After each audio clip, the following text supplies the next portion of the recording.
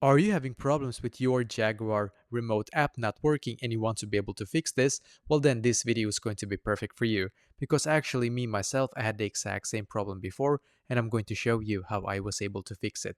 So what I did firstly is that I closed my Jaguar app and instead I went into the settings app on my phone. So I just opened up the settings app and as you can see you should now be taken to this page, which is perfect.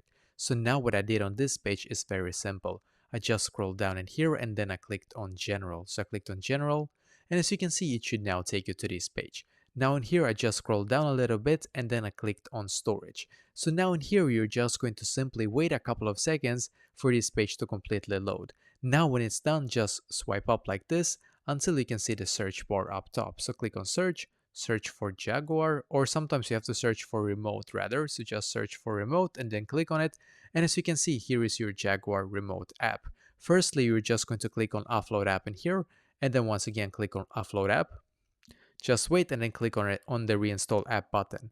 Now just simply wait for your Jaguar remote app to completely update to its latest version, because by doing this you're actually going to force the app to update to the absolute latest version that it has. And now as you can see, when you can see the offload app button once again here, that means that the update process is now finished. So go back into the app and hopefully now it's working for you as well.